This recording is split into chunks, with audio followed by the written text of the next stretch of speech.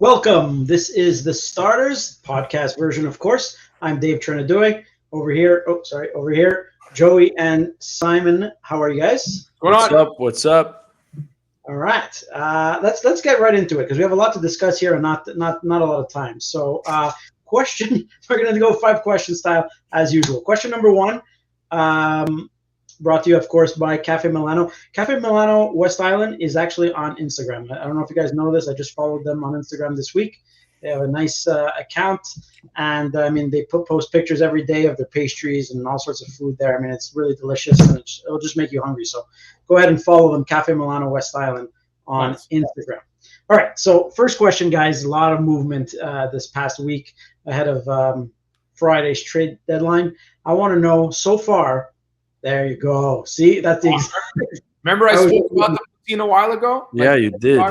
Yeah, that poutine is nuts. That looks ridiculous. That looks insane. Crispy chicken. Yeah, that's exactly what I was looking at. Yeah. Not gonna lie to you. All right. So who wins the NHL trade deadline so far? Start with Simon. Ooh, a winner, eh? I think the Leafs have done very well. I think they looked at their first-round matchup versus Tampa Bay, and you go back to a couple of years ago where Tampa Bay realized that they had to get a little grittier, a little, more edge, maybe a little bit less talent, and they backed that into 3 Stanley Cup finals. I think that the Leafs right now, unfortunately for them, it still might come down to Vasilevsky versus the Leafs, and that might be the difference. But I think that they've put themselves in a very nice position. That's as good as a top 6 you'll see in the NHL. And if you want to just go back to want to put the boys down the middle, and you can go Matthews, Tavares, and O'Reilly. That's pretty sweet. So I do like what the Leafs have done and I think they might not be done. I just gonna throw it out there. I don't know where Joey's gonna go with it. Jonathan Quick's available, right? I don't think he's gonna. I think he'll be gone by tomorrow, 3 p.m. I think somebody makes a move on him. If you're the Leafs, Friday, 3 p.m. What are we today? We're recording this Wednesday night. Oh, Friday? Yeah, that's right. I'm on the radio. I don't know. I'm just gonna be recapping for 4 hours. I think Jonathan Quick, maybe for the Leafs, might be another move that might be worth it for them. Better presence in net. Why not? He's had incredible postseason success. So I'll say the Leafs. I like your Leafs, and I would have actually gone with another Canadian team in Edmonton, but I see the Oilers are coming up on 2 questions from now, so I'm going to not go with the Oilers. I'm going to go with another Canadian team. We're recording this Wednesday, like we said. Ottawa just got Jacob Chychrun, and I like that move. I think it was Elliot Friedman, if I'm not mistaken, that had that the compensation was less than they could have gotten, but because Ottawa didn't need Arizona to retain any money, they got a first-round pick. They got a conditional second. I think this year's first-round pick is top 5 protected. So even if Ottawa doesn't make the playoffs and they somehow win the lottery, they don't lose the pick. I personally thought that it would cost a little bit more than that to get Jacob Chychrun. I like what the Senators did. I know they're close to a playoff spot. I don't think they're getting into a playoff spot, but I think this is where the Canadians want to be in their rebuild in a couple of years from now. It's like Ottawa's still going through that rebuild, but you want to get to a point where you're comfortable trading first or second round draft picks because you've stockpiled enough of them, and you want to kind of add some fuel on the fire when it comes to the rebuild. So I really like what Ottawa did. I give them credit. If Jake Sanderson, Thomas Chabot were going to be on that blue line for a long time, and now you have Jacob Chychrun, I think the Senators knocked it out of the park. I really like that move. Yeah, I think that blue line just got a lot better. And if I can say one player, he definitely wasn't the best player moved at the deadline, but Ekholm acquisition in Edmonton, I think is absolutely exactly what they needed. We joked about, how do they get Erik Karlsson in there and they just try to get the 7 goals and win hockey games that way. Very similar to, I think, when the Canadians made that move for Edmundson and you really saw him pay off in that cup run. I think it's a perfect acquisition for the Edmonton Oilers. Yeah. Awesome. All right, guys. So now question number 2 is going to be almost the same thing. It's brought to you by Elixir, of course. 2 locations, one in DDO, one in Laval. I was there last Saturday. I was there Monday night. Wow. Okay. And Tuesday night. Trentadue killed me. I was like 10 minutes. I called the CF Montreal Inter Miami game on Saturday night. Trentadue sends me a picture of a St. Louis burger 10 minutes before we're supposed to go to air. I was like, this freaking guy. I had that yesterday. You had a St. Louis? I had a St. Louis yesterday. Okay. And I went back-to-back days. I went Tuesday and Wednesday. Not Monday. I don't know why I said Monday. I went today for lunch. Jeez. And I went Tuesday. My daughter wanted to meet a couple of friends there, so they did. And No, I just let him sit at the other restaurant. I sat on the bar. I asked him to put on I think it was the Senators Red Wings game, and I was in heaven, man. Watching a game uninterrupted, it was fantastic. Time to circle the wagons and go home. Took everybody home. Let's go. Hey, we're going Tuesday night, right? This coming Tuesday. If you want to join us, just DM us at the starters or DM me. Trentadue, are your DMs open? Always. No, always. So you can DM any one of us. We'll get you the details. We're going to Elixir Laval to watch the Habs and Hurricanes 7th. On March the 7th, right? Cool. Yeah, next Tuesday. Yeah. All right. So basically, same question, but the opposite. Who is the biggest loser at this year's trade deadline so far? All right. Things could change. I want to go first here, Simon, because I don't want you to steal my thunder. Because I want to rip into somebody here. Like, can somebody explain to me what in the world the Pittsburgh Penguins are doing? Like, the Penguins and Capitals have struggled for the most part. Like, Washington's really struggled, and you're seeing them sell off assets. And, they sold off Orlov. Lars Eller moved to Colorado. Like, they're selling off pieces. I understand. They want to stockpile picks. Maybe you reload in the offseason. Like, what are the Penguins doing? They're sitting in a playoff spot. They put Kasperi Kapanen on waivers, which is fine. I mean, they end up getting picked up by St. Louis. You save $3.2 million on the cap. But then you go and send a second-round pick to Nashville for Mikael Granlund. He's a bottom six player. He's a third-line player. Guy, he can bring a little bit of depth offense to your team. He comes with a cap hit of $5.1 million for the next 2 years. Really? You give up a second-round pick for that? Like, what are you doing, Ron Hextall? I don't get this. Like, the Penguins, your window, it might be closed. I don't even know.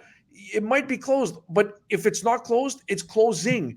And this is the move you make? You go add a bottom six forward for $5.1 million on the salary cap for the next 2 years? This is what you're doing to help Crosby and Malkin and the gang? I don't get this one, man. Like, again, maybe they redeem themselves before Friday afternoon, but I don't understand what they're doing. I honestly have no clue. And I'm going to save my honorable mention just in case you want to use them next, Simon, but I really don't understand the vision the Penguins have here. I thought for the Penguins, I thought that the Josh Anderson acquisition was gold. And I was hoping that the Canadians trade for next year's Penguins first-round pick. And if you're a Habs fan, you're hoping that the Penguins just have a bad year next year. And that it turns out to be a top 10 pick. And they didn't make that move. So I'm like, okay, Penguins aren't doing much, or they're going to wait till the deadline. And then they make that move and they lock in for, does Anderson even make five? I don't even know what Anderson makes 5-5, I think. So I would rather have Anderson playing top 6 minutes and with a little bit more tenure. But, Anderson's going to scratch and claw his way to 20, 21, 22 goals this year with the Canadians. I can imagine if he's playing with Crosby or Malkin, how that number would be so much better. So, look, they still have time till Friday, 3 o'clock. We'll see what they do then. So I got one. It's a little bit off the board, and it's more level of disappointment than it was a loser.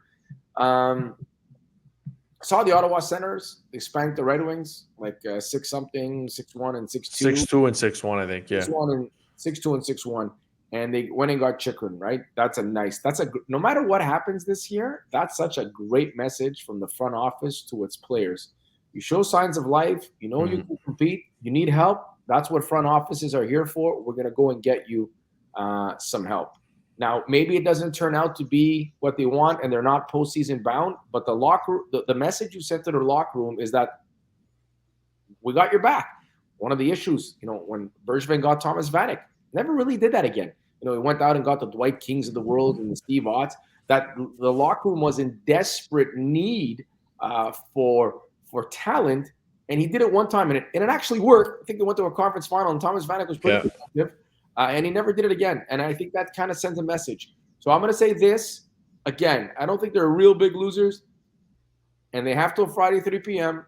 I'd like to see the Buffalo Sabres do something for that young squad that has completely overachieved. Their best goalie is going to win a Vezina Trophy in Boston, and somehow they still figured out how to put a team together. Their blue line is up and coming. It's progressing. They have arguably the best power forward in hockey. Jeff Skinner, I know in the beginning of the year, I remember the Habs were playing them, and the numbers weren't very good. Last time I checked, it's above 20 goals now for Jeff Skinner, I believe. So I just like to see that team, just to send that message in that locker room that we're going to go and get you. Like, even if it would have been a Lars Eller, just go get professional. Right. Depth. You know, like anything to help out the squad. The boys, throw them a bone, man. So if they don't do anything between now and 3 o'clock, I'm going to be a little bit disappointed with the Buffalo Sabres. Yeah, okay. You didn't take who I wanted to say. Trentadue, I don't know if you want to jump in with this, but Vancouver Canucks, I also don't get it. Like Philip Hronek's a good player. He's a nice player, good offensive defenseman, but that team is trading away a first-round pick from this year, the pick that they got for Bo Horvat. Like, what are we talking about here? Like, what are you doing, Vancouver? Makes no sense. Good player. They overpaid to get him. Steve Yzerman, again, keeps pulling off these moves. Like, again, the Red Wings aren't a team that drafted first overall lately, but they've made those top 10 picks count. Lucas Raymond looks like he's going to be a good player, and Moritz Seider looks like he's going to be a guy who wins a Norris Trophy at some point. So, yeah, I think the Red Wings made out well, but I don't understand what Pittsburgh or Vancouver are doing. I think they're both asleep at the wheel with the moves that they made. Giving up the picks that they did for the players that they did, it just doesn't make sense to me. No, I agree with that for sure. Yeah, it's been like that for a couple of years now, right? So yeah. All right, let's move on to question number 3 here, brought to you by Station Pizza Moderne, of course. Very delicious. They're also on Instagram, and they posted some fish and chips recently, which were got me excited also. Because I'm a fish guy, and I always talk about the Elixir fish and chips, but now I think I'm going to have to go there and try their fish and chips. I'm not going to lie to you. I haven't had the fish and chips there. No way. Danny, I don't think I've seen it on the menu. So. Danny, Trentadue, he's not lying. I'll say that. Trentadue, you're on fire today. Oh, I like that. That looks very nice. It looks very. Yeah, I know that I have. Actually, I can't say what I have coming up there because I have surprise. Yeah, so yeah, my bad. All right. If it's one of the 4 people who watch the podcast, then you're in trouble. Yeah. It might be. Anyways, yeah. Well, let's just move on. But I'm going to be there a lot in the next. I'm going to be there a lot. Actually, I mean, I could say. I guess I'll just say it. My cousin's having a birthday there. Is it a surprise party? I'm doubting myself. I was just thinking, like, is it? But I don't think it is. So I think I'm good to say it. Well, there's no way she's not. It's a he or she, whatever. They're twins. There's one of each. Yeah. Okay. Wow. They're going to be onto it. Don't worry about it. It's very rare that we can, like the twins are looking for everybody in their family on their birthday and nobody happens to be around, Yeah, I'm 60% sure it's not a surprise, but that leaves 40% for error. Anyways, I'm going to be there. Coming up very shortly for that. Also, when the weather breaks, very cute little terrace there. Yes, very nice terrace there, yeah. All right. Well, let's go. But before we ruin any more surprises, let's go to question number 3. Will Connor McDavid hit 70 goals this season? I just want to say he scored 2 tonight. 2 more tonight. So far, yeah. So he's at 52 and 62. In 62. Yeah, 62 exactly. So he has about 20 games. Well, he has 20 games to score 18. So. All right. So this is the question, Dave. The question is, will he score? Yes. That's what's on the screen. I'm going to say no. You're so boring. I'm going to say no. I got to do the math. No. The math. Listen, he's a guy that messes with people's math. Forget the math. But 70. What a number. I'm gonna still say no. He doesn't get the 70. 70 is a massive number in today's NHL. Ooh. 70 is huge. So it doesn't matter what I say. It doesn't really affect the outcome. I just want to throw it out there, Dave. I mean, Connor might be listening. Maybe it hurt his feelings, and he goes, That is true. So maybe it motivates him, Dave. Maybe. I'll say this: it's 5 games in a row with 5 multi-goal performances in a row. I've seen the Oilers. For some reason, they've been on my TV. They were on my TV twice this week. I'm watching this game again. We're recording Wednesday night, so I'm watching this Leafs Oilers game. So by my calculations, he's on pace for 68.77 goals. So can I call that 69 goals, Trentadue? Can I say that? Sure. Okay, so 69 goals. I don't know, man. This guy's just a freak. This guy's a machine. His GM just traded for some help, like we mentioned with Ekholm. I think he's going to be motivated. I realize that the last 5 games scoring multi goals in every game is, it inflates the numbers, but I don't know, man. I'm watching this guy play. I'm rooting for him to get to 70. I think he's going to do it. I just think he's going to put this team on his back. And I know they went to the Western Conference Final last year. They got spanked by Colorado. I don't know. As great as, he's been amazing, but he's on another level somehow right now, a level that I didn't even know he had. He was that good that I just thought he had plateaued, but clearly not. So on pace for 69 goals right now. I think he's going to get there. I'm not saying he's going to get to 75, 80, but I think that, it's probably going to come down to if it comes down to a hat trick on the final night of the regular season, I think he's going to get it. I think he'll put it in. I don't care if the 70th one is in an empty net. I really feel like with the way he's playing right now, I feel like he's going to hit 70 goals. I just wonder if there's a point there. I know they're management. Last time I checked, they were in the 7th spot. I forget who's behind him, but I think it was 7-8 was Winnipeg and Edmonton, and then Calgary hot on their heels. If they can make a little bit of break and separate themselves from Calgary, then you might see a game of just a little bit of load management. And when you're chasing 70 and the numbers are that tough, one game is missing out on 60 minutes is a big deal. Yeah, that's a fair point. But I think he's going to have to play in every one, and they have a little bit of a cushion right now. Again, 5 points. They're 5 points, and they're beating Toronto tonight. It's game 81 and 82 that you're worried about. Yeah, no, for sure. For sure. Well, I like the 70 goal answer. I mean, could you imagine the NHL fans losing their mind? When Matthews hit 60, it was something. Yeah. Imagine 70 is just something else. But what I can't wait for him to do is score 71, not make the playoffs, and then somebody try to convince me that he's not the Hart Trophy winner. That's the perfect example of when they talk about it, most valuable to your player. The way I think that's the stupidest thing in the world, because you could be a team that is well below 500, but because of what you've done, you've kept your team out of relegation almost, You might mean more to your team than Kucherov means to Tampa Bay. But that's an anomaly. That's not that's an anomaly. You would have to do something really special. But A-Rod's done that. Mike Trout has done that. But I'm just saying, the way I've always looked at the award, it's the league MVP. So basically, the way I look at it is, two generic takes. One, Martians come down to earth and they ask you, who's been the best hockey player this year? We need him.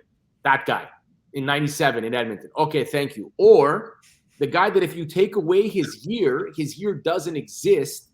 It takes away from the three of us and our 82-game viewing pleasure of watching how many games you watch a year. To me, that's the MVP. Who's been the best at their sport? Who, if you remove him from the equation, he magically disappears at the beginning of this year. What takes away from our viewing pleasure? It's Connor McDavid, and it's nobody else. Think about it.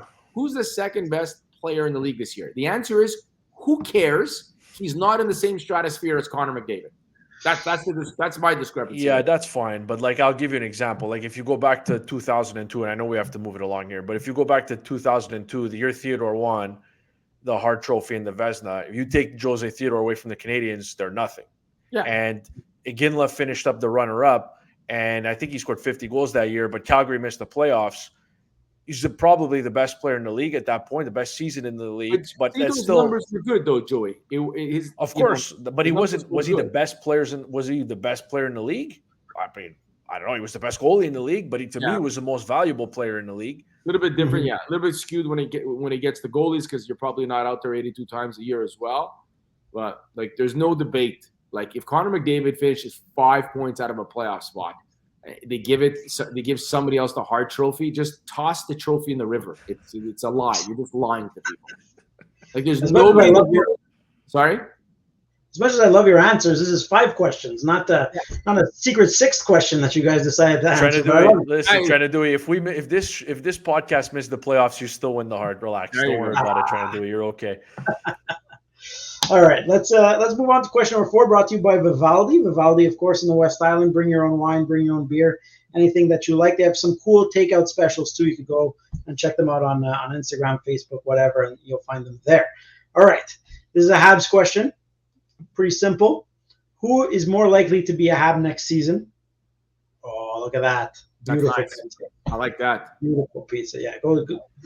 Tell them the starters sent you. Go see Steve. Tell them the starters sent you. Who is more likely to be a Hab next season? Denis Gurianov or Joel Edmundson? Is it me? Is it you? Is it me? Whoever you want. All right. I think it's Gurianov. I think there's a very, very big chance that, like a monster chance, that Edmundson is not part of the club Friday 4 p.m. Like, he's got to be in play. Like, you see other, like, now, guys, the last couple of weeks we've been on the air, we've been talking about it, and if I'm filling in for Connor or whoever, and I'm talking to Darren Dreger, the question's always been, can you move in this market with the salary cap going up barely? Can you move players with tenure? And the answer is, like Darren Dreger, that's tough. It's more difficult. But now you're seeing guys. Getting traded with 3 and 4 years left on their contracts, Yeah. So, Edmonton's got one more year after this. He's not making bank. I don't think he crushes anybody's salary cap. So between now and Friday, 3 p.m., I think his name will be in play with many general managers. I think his name will be in play again right up and leading up to free agency the draft and then free agency. I think his name is in play. So I'll go with Edmundson as a better likelihood of not being here next year. Yeah. Look, all Gurianov really has to do, and I agree with you, Simon, because it's a $3.5 million cap hit. And if I'm the Canadians, I don't want to rush this move. I want to get a nice return. But at the same time, I'm concerned with the injuries that have piled up with Edmundson. So, I want to make sure that before opening night next year, I'd like to get as good a deal as possible. And I'd like to move on. Really, all Gurianov has to do, and I thought he actually played reasonably well. Like, he showed flashes in the San Jose game. I know it's just one game. Yeah, he looked really good. But all he has to do is just show enough that they're willing to give him a qualifying offer. And I think that's why Dallas was willing to move him, because they said to themselves, listen, we've seen enough. Hasn't done anything since the rookie year. So we're not going to qualify him. So to them, they're just getting, an experienced guy who's played for Pete DeBoer before. So I understand it's a win-win for both sides. But to me, I think Gurianov just has to do enough to earn a qualifying offer.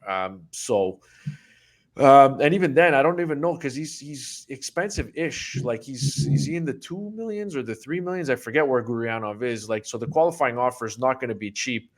So they might actually, the qualifying offer, now that I think about it, might even be a little tricky, because I think, what do you have to give him a raise? Is it like 10%? Anyways, I think you got 2.9. So yeah, so the qualifying offer for a guy who hasn't really produced isn't good. So you'd have to sign him to a deal, but he'd have to do just enough to earn, I don't know, $1.5 million, $2 million, which I think he can do. So I'm actually with Simon on this one. I think that Edmundson is less likely to be on the opening night roster, and I would make a push to make this move happen, even though, Ekholm is in Edmonton, like we said. So I think that takes one suitor away for Edmundson. So, it doesn't mean that there isn't other teams that are interested, but I think that the front runner, I think Dreger had them as a team that checked back in earlier this week. So clearly that I don't think that's going to happen. So I still think that Gurianov will most likely be back, but I'd push for that Edmundson deal if I was Montreal. Again, and it can happen leading up to the draft also. Yeah, that's it. I think it's got to happen this summer too, for sure. Yeah, and Eric Erlinson from the Tampa Bay Lightning, he's follows the team. He tweeted that they have they are very linked and have interest in Joel Edmundson. That makes sense. If Montreal's willing to eat half, and then you can flip him somewhere else, and they eat 25%, and then flip him to Tampa. I don't know what picks Tampa has left. Yeah, they did it with Bogosian. Yep. They did it with Ryan McDonough. Yeah. David Savard as well. So it's kind of like give a first for David Savard a couple years ago. Fits a little bit of their profile. I don't know what picks they have left though. Like I don't know what they have that could. They might be bare. Canadians, but yeah, for sure. All right, and we'll move on to question number 5. It's a great question, Simon. I saw you talk about it on Twitter earlier, so we're going to ask it here. The first question number 5 brought to you by Fresh MTL. Simon, you want to tell us a bit more about it, or? Yeah, or not. I reached out to them. I was a client. They listened to the station. Johnny's a fan of sports, and it's a great product. It's in the Gold's Gym in St. Dorothy, and you can go in there and get your smoothies and salads and stuff like that and just eat there if you like. Whether you're working out there or not, you don't have to clear any entrance from the gym, so you just walk in, go to the right. You can just sit there and do what you like. But what they really do, and it helps me a lot, is that they have their prefab meals made fresh daily from, let me see. There you go. I'm not doing the salads, Joey. Really? I'm doing, I'm in love with pretty good. I'm in love with the shrimp. Okay. A couple of different little chicken combinations, sweet potatoes and stuff like that. All right. I got a little bit of red meat in there for me as well. So usually I bounce around from those 3. They got a couple of turkey plates as well. They got a couple of fish plates, everything. Basically,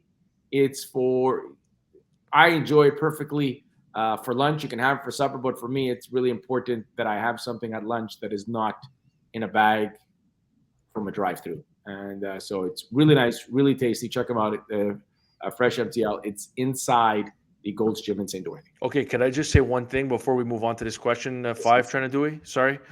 Tampa Bay has no first, no second, no third, no fourth, no fifth this year. So the first pick is in the 6th round. Next year, they have no first or second. Oh, boy. And the year after that, they have no first. Jeez. Wow. They maxed out the credit cards. Wow. Sorry, let's go to question 5. Listen, wow. I don't think there's a general manager in hockey that wouldn't trade 2 cup wins, 3 cup finals for giving up, liquidating all the assets. 100%. You know? Of course. Julian Brisebois is going to be like the next guy up. Good luck with that. Yeah, but Tanner Geno, that was a weird deal. Like unless he scores the game winner in a cup final or whatever, I don't know what that. Like it's just wow. That was weird. It was very weird. It was a weird deal. But we thought they overplayed for Blake Coleman, man, and he was massive. Yeah. No, I don't doubt it. Listen, when you're that good and you have that kind of core, I mean, you can pay whatever you like if you believe you can win the cup again, and they can definitely win the cup again. So, Sorry, Dave. Go ahead. No, it's okay. I mean, look, Patrick Kane was dealt to the New York Rangers. Didn't play tonight with the Rangers. I was hoping. I think he's playing tomorrow night. We didn't even have the Rangers. Neither one of us picked the Rangers as winners on. They got Tarasenko and Patrick Kane, which is pretty crazy. But yeah, so the Rangers get him. So I saw you post this on Twitter earlier, Simon. I really liked it. So I was shocked by your answer. Shocked by your answer, Tsalikis. Wow. You're very wrong about this. I like how this is going to go already. Where does Patrick Kane stand in the Chicago sports scene? And as you can see here, all those little logos I put up. Icons, the Blackhawks, the Bulls, the White Sox, the Cubs, and the Bears. So there's 2 ways to look at it, right? So the question is, where does he stand in the Chicago sports scene? A very historious. We're talking original 6 squad. And the Cubs Historious. Oscar Historious? Historic, sorry. And then you have the Cubs who've been playing baseball for like 120 years or something ridiculous like that. If you're going to go with, who meant more and who connected more, then it's probably Jordan and then Walter Payton. Yeah. Right? When he retired from football, he was the all-time leading rusher in the National Football League. He won a Super Bowl. But if you compare resume to resume, now you're talking about one of the greatest football players ever, all-time leading rusher. One of my favorite. I have 2 jerseys. One of them is a Walter Payton jersey. And you have the Super Bowl. That's nice. That's nice. But on the other side, the guy was a dominant element of 3 Stanley Cup victories. 3 times. If he wasn't the best, he was the second or most important player on that squad. He's got a Conn Smythe. He's got an Art Ross. He's got a scoring title. He's got a Calder Trophy. Like we're talking about, there's a lot of hardware there, and the answer is 3 Stanley Cups, man. And I love sweetness. You know, one of my favorite players ever, maybe my favorite football player ever. And he's got the Super Bowl and the Russian title. But Patrick Kane is one of the most decorated players in NHL history. Now, a lot of people came back at me with the Stan Mikitas. I didn't see Stan Mikita, but does he have the totals that Patrick Kane has? Like, does he have the consummate? You know, other people were asking me Brian Urlacher. Brian Urlacher is a first ballot Hall of Famer, and even that was like questionable. But like, I think he was a Rookie of the Year, maybe a Defensive Player Rookie of the Year. There's no league MVP, man. There's no Lombardi. Okay, where do you have him? You had him as number 2. You had Patrick Kane as number 2. Fine, MJ. Fine, yeah, MJ. Scottie Pippen. Even Scottie Pippen watching this podcast saying, "Yeah, woo, woo, woo." Scottie Pippen is. You just said that Patrick Kane was the best or second best player on his team that won Stanley Cup. So what was Scottie Pippen? The second best. Wow. So then 6 times. So what are we exactly 6 times? So what are we talking about? Between 1 and 2. That's why. Yeah. Well, I mean, you can call him discrepancy all you want. He's still a top 30 player of all time in NBA history. Yeah. So I mean, I can't have him. I can't have him top 2. Simon, I didn't even see Walter Payton play, and I didn't see him play live, and I know that there's nobody in the city of Chicago who's putting Patrick Kane ahead of Walter Payton. So all of a sudden, you're outside the top 3. If you don't get emotional, then it's Walter Payton ahead of everybody, right? It's just we're looking at resumes. Wow. Do it. Cross out names. Simon, he's a running back who made that kind of impact, in the NFL. I mean, he's an all-time running back. I mean, I don't know. I'm thinking as a Chicago sports fan. I'm not a Chicago sports fan, but I'm just thinking as a Chicago sports fan, like, I don't know that I could put this dude in the top 3. And then, like, if you really want to get technical and you want to tell me, all right, he's a cheater and whatnot, fine. But one of the big reasons why I became a baseball fan outside of the Montreal Expos was Slam and Sammy. Yeah. Like, Sammy Sosa's in there too. And listen, Patrick Kane's had his share of legal trouble too. So listen, I'm not saying that I would put Sammy Sosa ahead of Patrick Kane in that hierarchy, but I'm just saying there's a discussion to be made there. One of the big reasons we go back to the conversation we had last week. And you haven't even mentioned Bobby Hall, by the way, but yeah, definitely up. I can't see that. I hate talking about guys that I didn't see, and I don't know. Sure. Like I know the man just recently passed away, and all the accolades were out there, and they're incredibly. Patrick Kane, I think. Chris Chelios, Tsalikis, you haven't said a word about Chris Chelios yet. Chris Chelios is the greatest Montreal Canadiens player ever. He can't be the greatest Blackhawks player ever as well.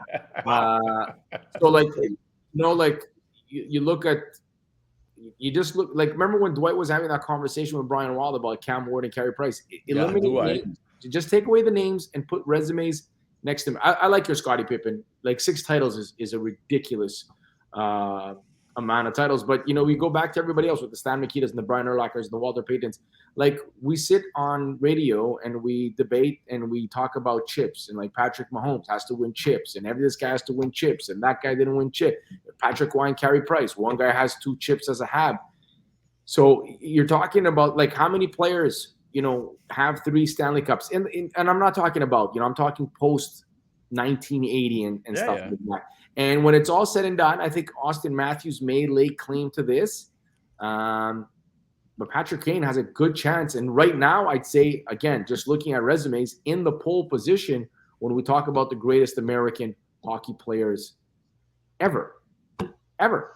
Yeah, for sure. I don't disagree with that, but I definitely can't put him in the top 3. Top 5 is debatable.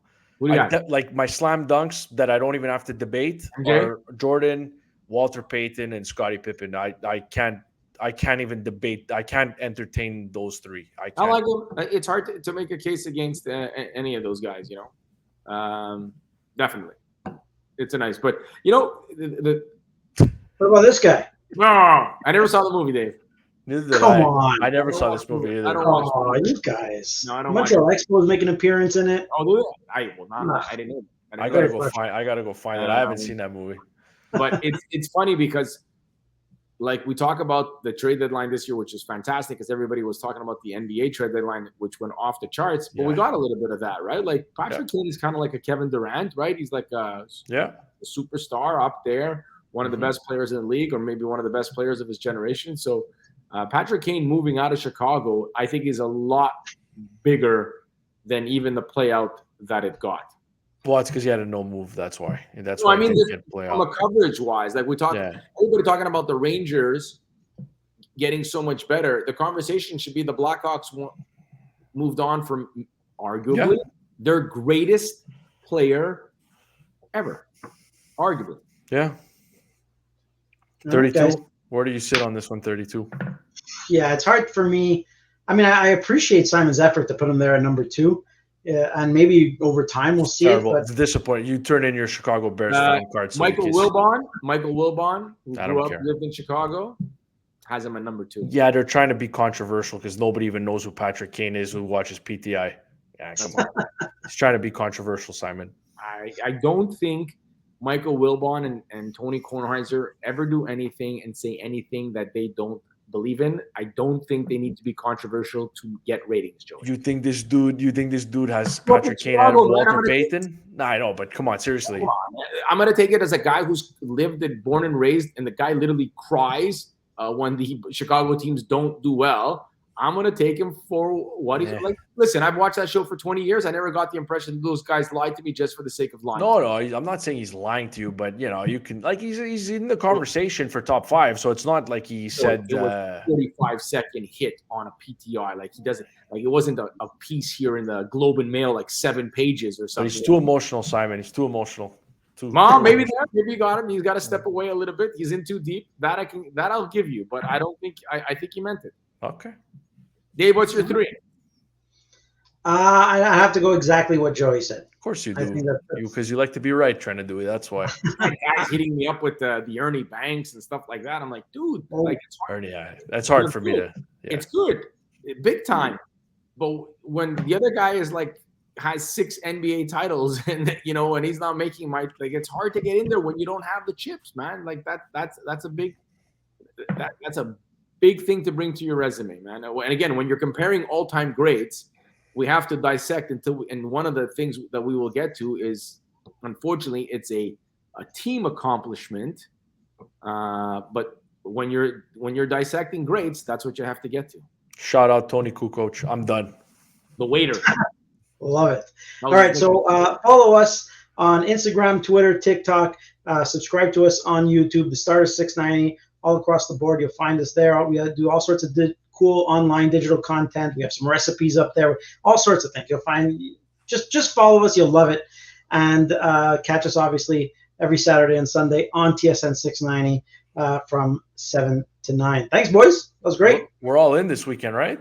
Yes, sir. Don't forget, Tuesday, March 7th, Elixir in Laval will be there. Habs versus Canes, kind of doing a meet and greet, little bit of networking. Hoping to see some of you there. When I mean some of you, I mean you two guys. Tsalikis wants your properties. He wants to sell your properties. That's basically why we're doing this. We're not mixing business. Ciao, boys. Take it easy, guys. See ya.